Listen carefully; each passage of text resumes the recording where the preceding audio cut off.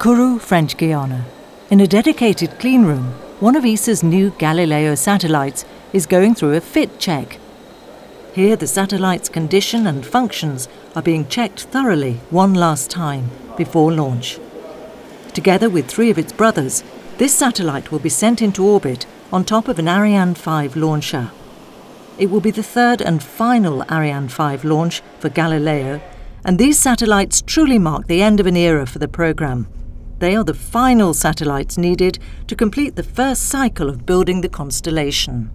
With this launch, we will have a complete constellation for operational purposes, but yet without the necessary reserve satellites, which are essential if ever something goes wrong, that we have, of course, backups. So we have said that we would move towards around 30 satellites in orbit, that is 24 operational and 6 reserves.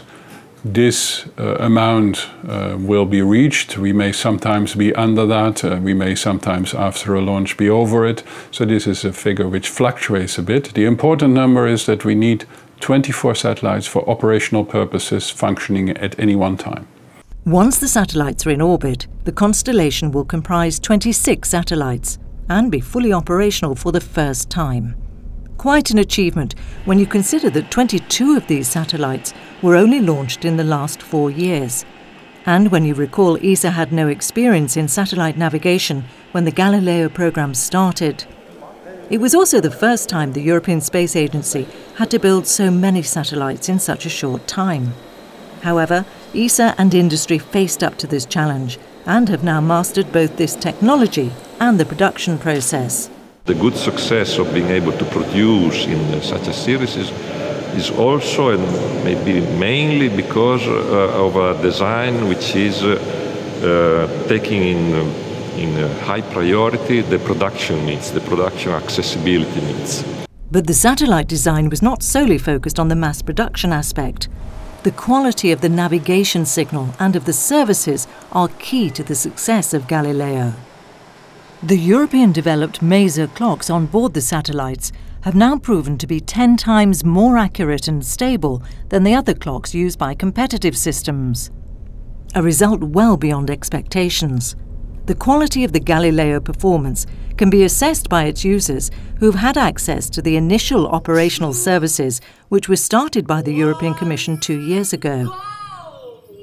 Furthermore, new smartphones are ready to receive Galileo signals. So Europe finally has its own operational satellite navigation system, a must in the modern world. The system is important to Europe because we have a high dependency on GPS at the moment. Around 10% of our economic activity in the Western world is directly dependent on GPS. Of course, this is very high, and this is dependence on a single system. So it is considered absolutely essential that we have not only our own system for obvious strategic reasons, but also because we need a backup.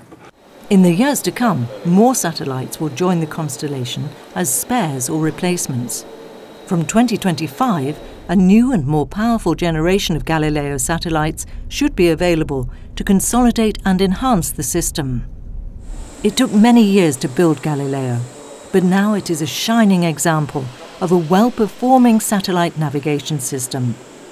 It allows Europe to be at the forefront of a domain that is now fully part of our daily lives.